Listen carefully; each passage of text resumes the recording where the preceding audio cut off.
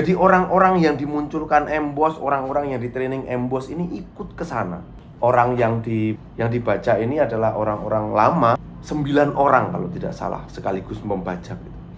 Saya tahu betul yang membaca ini adalah orang yang sakit hati dengan Embos. Ternyata ada satu owner car wash yang sudah mengawasi di Embos Ujung Menteng ini. Nah, dari informasi ini kemudian bos itu datang ke sini tiap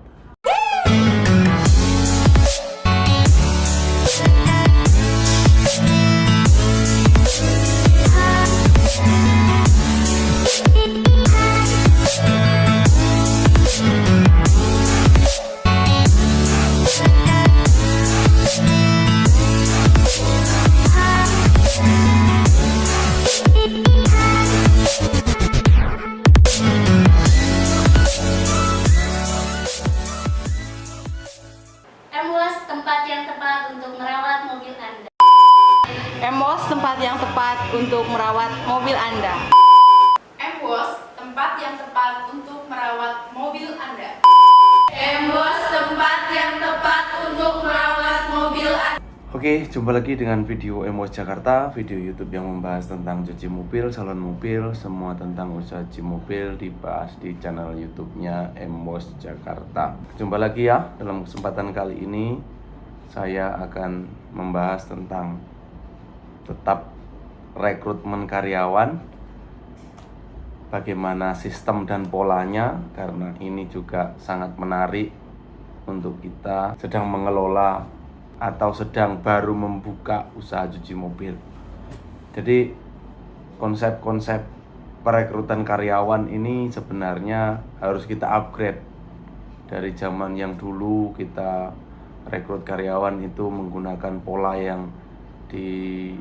yang lama ya, melalui lowongan di koran, melalui media cetak, terus kemudian apalagi ya zaman dulu, banner yang ada di depan outlet kita, terus kemudian melalui flyer A3 atau flyer A4 seperti itu, ditempel-tempel lowongan kerja seperti itu. Pola-pola seperti itu sebenarnya belum hilang dan masih bisa digunakan. Tapi zaman sekarang ini orang sudah mulai bergeser nih dari pola yang lama kepada pola-pola yang baru. Cara merekrut karyawan itu seperti apa, kita boleh membagikan mengenai cara rekrutmen karyawan yang ya masing-masing kita sudah punya manajemen sebenarnya. Kalau misalnya kita paksakan atau kita harus mengikuti pola yang baru sementara pola yang lama ini masih efektif, menurut saya kita tetap pakai aja pola yang lama. Pola yang lama itu ya seperti yang saya bilang tadi. Nah, kalau misalnya pola itu sudah tidak bisa digunakan dan harus mengikuti pola yang baru, ya kita harus ikuti pola yang baru. Karena mau nggak mau, zaman juga sudah berubah sekarang. Ya, koran sudah tidak banyak dijual, koran-koran kayak di Jakarta ya, kayak Pos Kota, Warta Kota. Itu kan koran-koran kelas-kelas yang bawah. Jadi kayak, kenapa saya bilang seperti itu? Karena saya sendiri dulu juga suka belinya di koran misalnya Warta Kota, Pos Kota, itu untuk mencari lowongan gitu. Jadi tetap koran-koran seperti itu yang masih mungkin sudah tidak efektif ya untuk kita membuka lowongan kerja. Karena per kolom begitu iklannya sekian ratus ribu untuk satu kali terbit begitu kan. Kalau misalnya Anda masih pakai yang konsep lama ini, pola yang lama, ya silahkan dipakai, nggak apa-apa. Tapi marilah kita bahas yang konsep baru ini seperti apa. Konsep baru ini adalah banyak orang membuka lowongan kerja itu melalui sosial media sekarang. Sosial media itu bahkan free, gratis, tidak perlu bayar dan lain sebagainya. Karena kalau Anda sudah mengikuti grup Facebook, grup WA, Telegram, dan masih ada banyak lain, Anda punya akun Instagram yang followernya sudah banyak begitu, mudah sekali sekarang buka lowongan kerja. Kemudian setelah Anda membuka lowongan kerja di sosial media, contohnya di grup Facebook misalnya, ketika Anda sudah membuka lowongan lowongan kerja di sosial media secara gratis. Anda akan juga temui orang-orang yang melamar kerja secara gratis. Contohnya nih, membuka lowongan kerja dibutuhkan tenaga cuci mobil maksimal usia 35 tahun misalnya. Terus kemudian syaratnya ini harus cekatan dan lain sebagainya. Kemudian orang yang itu kan Anda bagikan secara gratis, free kan.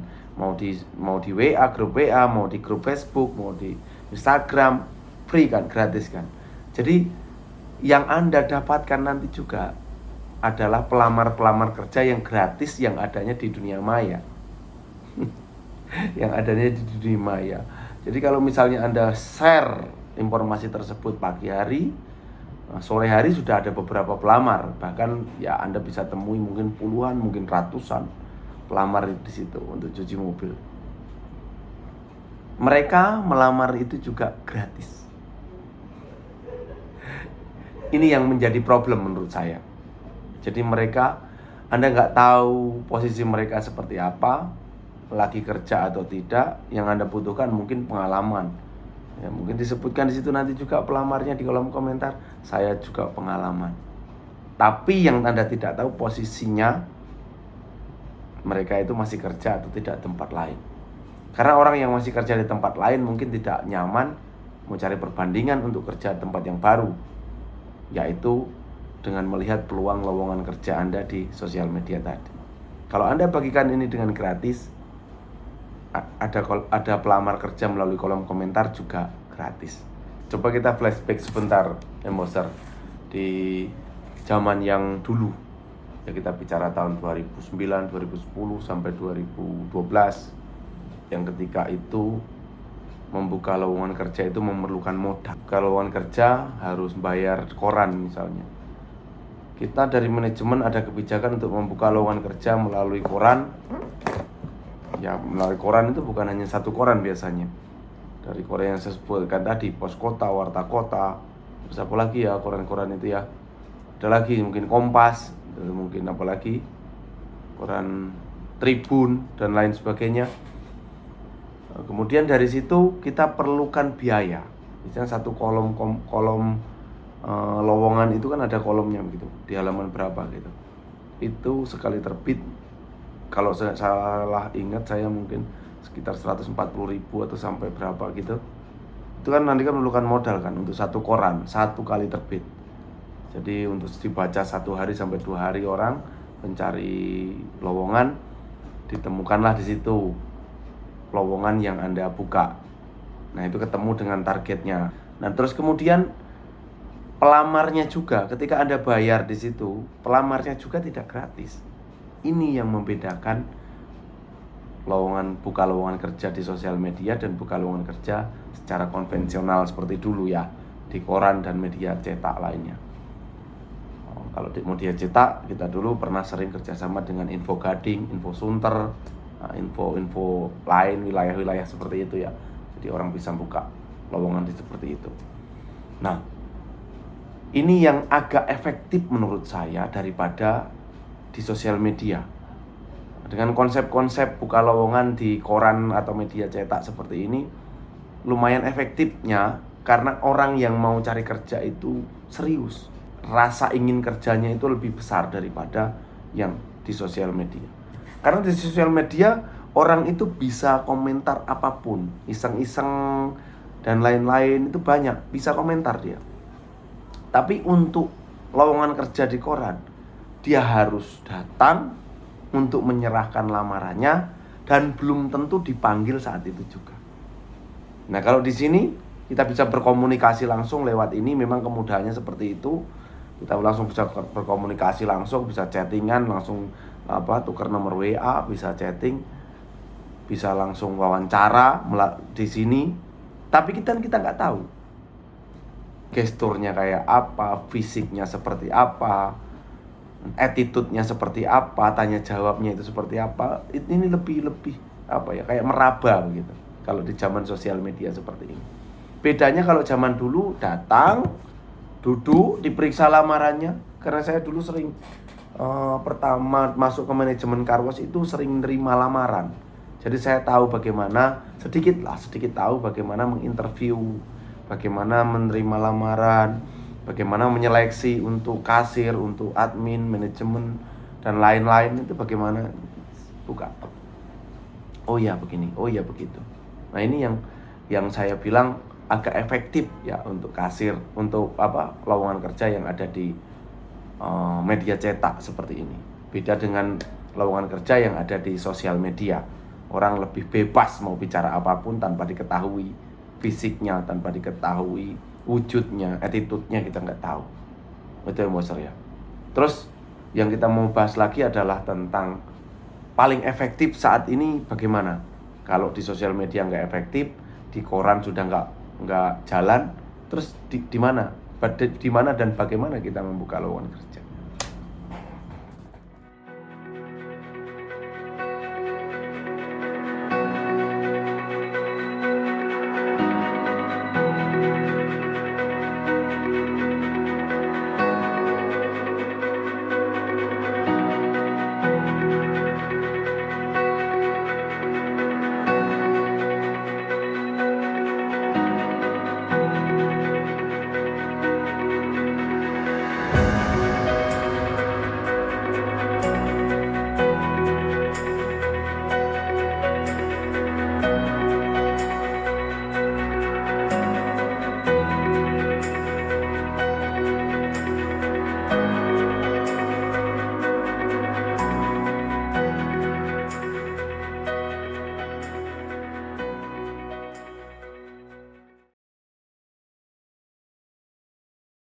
Membuka lowongan kerja yang paling efektif saat ini adalah informasi.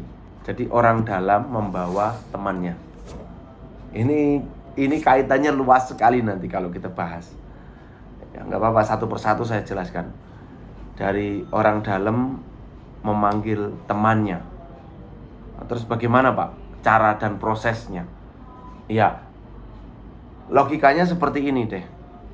Orang dalam ini harus Anda buat nyaman dahulu. Jadi nggak mungkin dong kalau kita bicara perekrutan karyawan dengan sistem atau pola seperti ini dari orang dalam, tapi orang dalamnya sendiri tidak nyaman kerja di tempat Anda. Kan nggak akan mungkin dia mengajak temannya.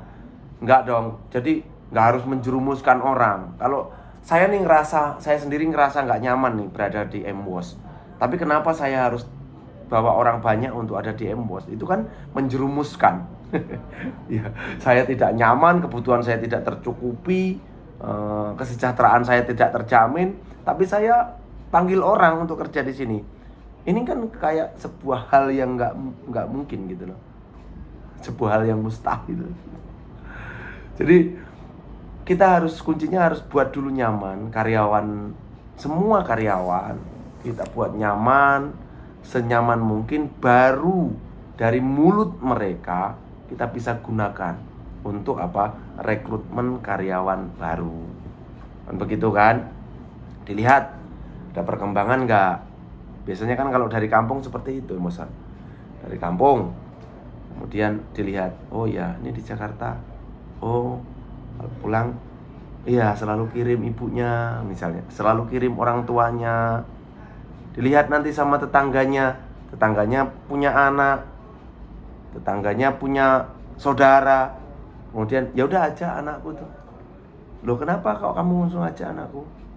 Ya karena kamu kan sukses, berhasil bekerja seperti itu. Ya sukses dalam artian berhasil ya. Kamu bisa mengirim orang tua. Kemudian oh ya bisa beli sapi, bisa beli kambing, bisa ternak ayam. Modalnya dari mana? Dari kerjaan kamu. Kerjaanmu apa? Cuci mobil. Loh saya lihat kan kamu gak sekolah. Iya memang gak sekolah, tapi di kerjaan saya bisa kok gak sekolah kerja. Ya udah ajak saja anakku. Ini yang paling efektif kalau menurut saya. Jadi kuncinya tetap ada manajemen kita. Ya bagaimana membuat nyaman karyawan itu. Nah kalau karyawan kita tidak nyaman, tidak mungkin kita bisa merekrut karyawan baru dengan pola-pola seperti ini. Ya, jadi sudah jelas ini saya jawab. Ada satu hal lagi yang harus saya jelaskan ini. Rekrutmen karyawan dengan cara membajak cuci mobil lainnya. Karena ini juga terjadi di dunia car wash. Di Jakarta khususnya terjadi juga ini. Makanya ini penting untuk saya sampaikan. Dari sekian hal tadi, jadi ada rekrutmen karyawan dari koran, ada rekrutmen karyawan dari sosial media, ada rekrutmen karyawan dari mulut ke mulut, ada rekrutmen karyawan dari membajak di pembajakan ya. Pembajakan karyawan tuh bukan artinya ini bahasanya kasar, enggak, memang pembajakan karyawan. Orang yang sedang bekerja di tempat Anda kemudian ditawari gaji tinggi, ditawari fasilitas yang lebih baik untuk pindah ke kerja di tempat orang tersebut. Nah, ini saya namakan istilahnya pembajakan karyawan. Ini saya bahas. Oke, ini yang terakhir yang saya mau bahas, Emboser.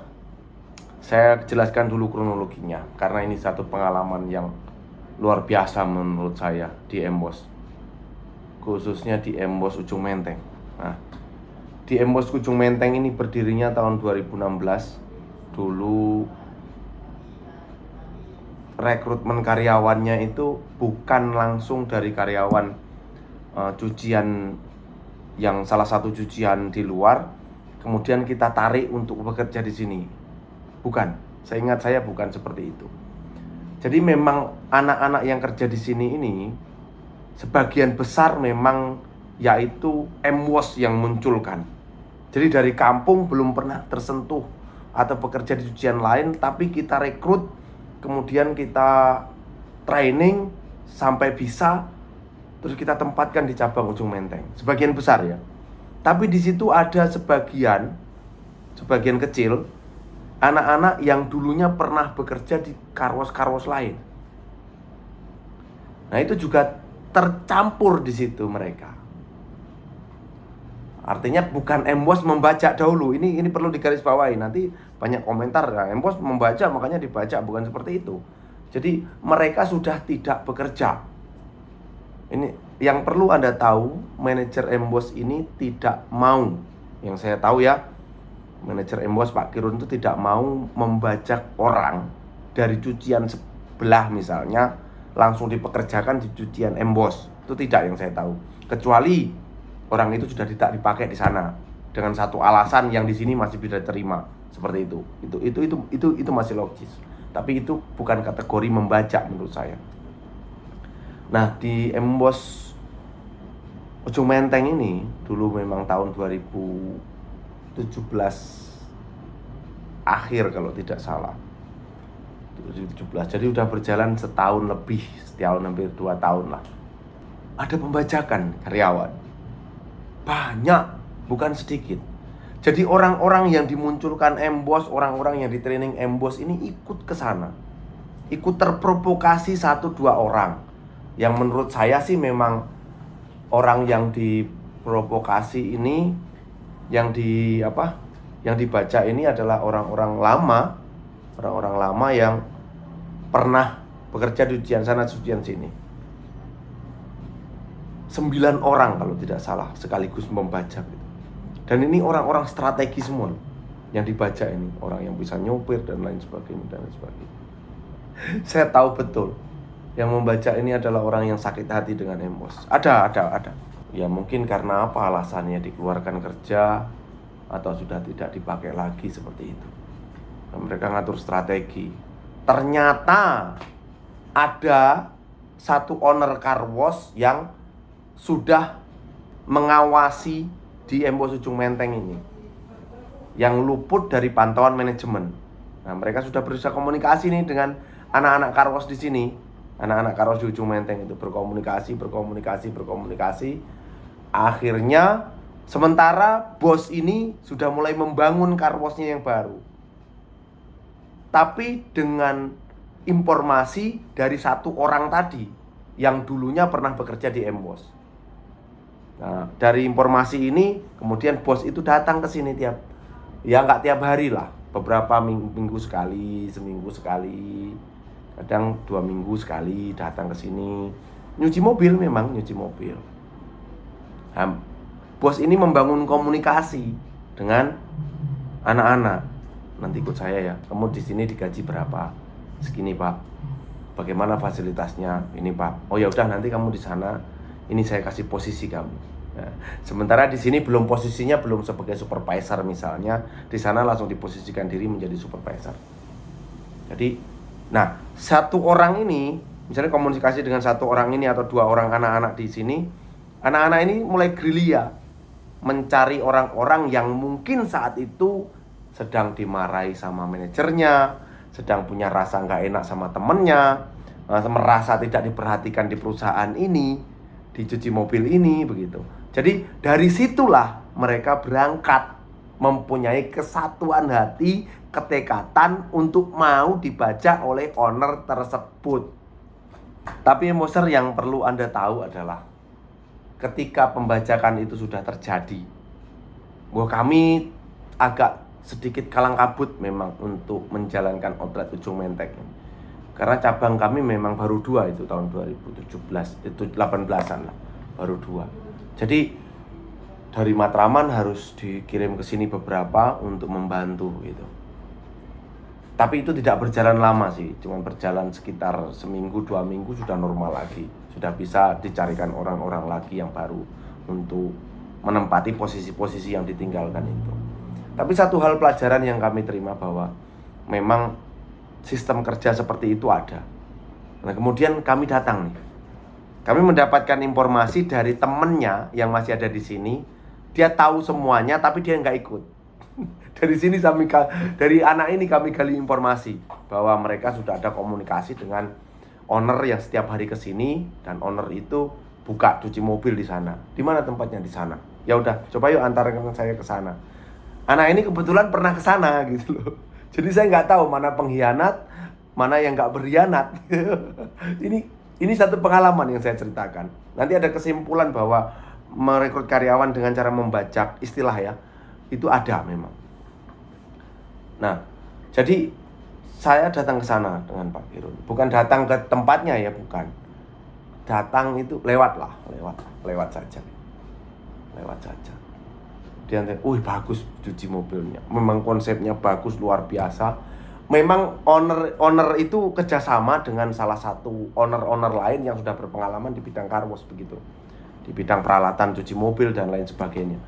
Jadi setelah mereka kerjasama di bidang peralatan dengan owner car wash yang lain, dia bangun konsep itu bagus sekali. Ya kalah lah konsepnya Embos Ujung Menteng ini, kalah lah dengan sana. Tanahnya luas karena ownernya kalau tidak salah saat itu ada 5 owner begitu.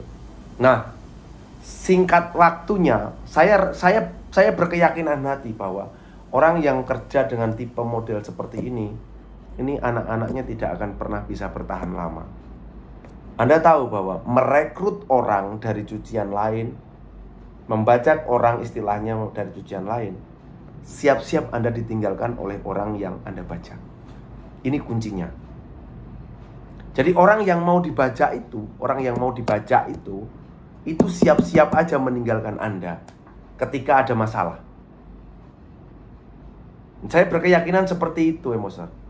Jadi keyakinan hati saya ini benar-benar terjadi. Selang beberapa tahun kemudian bubar mereka. Enggak berapa tahun ya. Nunggu habis lebaran gitu momennya, bubar. Ada yang balik ke sini, ada yang sudah balik nggak jadi lagi. Karena apa? Rasa malu dan lain sebagainya. Ada yang bubar mereka. Karena apa? Ngerebutan posisi informasinya. Yang ini dekat sama bos ini, yang ini sudah kacau. Jadi kacau. Mereka tuh kacau kan. Terus ada yang nggak sesuai bagi hasilnya dan lain sebagainya. Jadi mereka bubar jalan dan bubar barisan. Kalau tidak salah informasinya, car wash itu sekarang juga sudah tidak berjalan atau seperti apa gitu. Informasinya ya, tapi saya nggak tahu kebenarannya. Tapi saya dengar dari beberapa teman, car washnya sudah mau minta di take over gitu. Nah memang karena memang sudah nggak ada karyawan yang dari Embos itu kerja di situ, sudah nggak ada. Tapi mereka semua saat ini nyebar di berbagai car wash di Jakarta ini. jebolan Embos tadi ya, nyebar di berbagai carwash di Jakarta ini. Ya ada yang masih di jalur bos yang itu, masih ada yang di situ, tapi di carwash lain. Ada yang di carwash lain, ada yang di carwash lain, ada yang keliling semuanya. Satu poin yang saya mau katakan adalah ketika kita merekrut karyawan dari hasil istilah saya pembajakan ini tidak akan pernah efektif, Emboser. Jadi jangan sampai Anda punya prinsip mencari karyawan dengan pola yang membajak karyawan seperti ini. Ini tidak akan pernah efektif untuk kita terapkan di usaha kita. Ya, ada pengecualian nih. Kecuali orang tersebut sudah memang tidak bekerja, orang tersebut memang sudah tidak diterima kerja di sana dan tidak dibutuhkan lagi di sana, silakan. Beda lagi, Anda diam. Beda lagi nih ya. Anda diam, tidak cari karyawan, tidak sedang cari karyawan, tapi ada orang datang mau kerja dari carwash sana. Nah, ini benar-benar pure kebijakan Anda. Anda bisa terima, Anda juga bisa tidak. Jadi sebenarnya Anda terima juga tidak masalah, tapi ada etika yang perlu Anda pikirkan. Itu aja sih. Kalau Anda terima juga tidak masalah, kan Anda tidak mencari, orang itu juga datang kepada Anda. Tapi baiknya Anda pelajari dulu track recordnya. Karena ada seperti itu juga, meninggalkan Embos, datang ke cucian lain, diterima, diposisikan sebagai posisi yang baik, tahu-tahu bertindak yang buruk. Contohnya mencuri dan lain sebagainya. Ini kan tindakan yang buruk menurut saya. Oke, Emboser ya. Jadi ada 4 poin yang saya bagikan di sini. Mungkin ini bermanfaat bagi Anda. Jadi cara merekrut karyawan yang baik dan benar, yang menurut saya nanti akan efektif untuk usaha kita, Anda bisa ambil dari 4 ini. 4 contoh kasus ini Anda bisa ambil nih. Mau yang mana yang mau Anda pakai. Saya tidak mengintervensi Anda untuk gunakan yang ini, gunakan yang ini, gunakan yang ini. Karena semua ada resikonya nih. 4-4-nya ini ada resikonya. Yang pertama tadi adalah rekrutmen karyawan dari koran. Ini sudah nggak ada. Terus rekrutmen karyawan dari sosial media, rekrutmen karyawan dari mulut ke mulut. Informasi dari teman, dari anak buah Anda. Rekrutmen karyawan dari istilah saya adalah pembajakan. Nah, ini Anda bisa telaah, Anda bisa pelajari, kemudian nanti Anda bisa simpulkan, oh ya, saya akan coba rekrutmen karyawan itu dari sini aja, nomor ini. Gitu. Oke, mungkin itu saja video kali ini. Kalau misalnya video ini membantu Anda, silahkan di subscribe channel Embos Jakarta. Terima kasih yang sudah subscribe channel Embos Jakarta dan nyalakan lonceng notifikasinya. Ya. Sampai jumpa video-video Embos selanjutnya, dan Embos tempat yang tepat untuk merawat mobil Anda.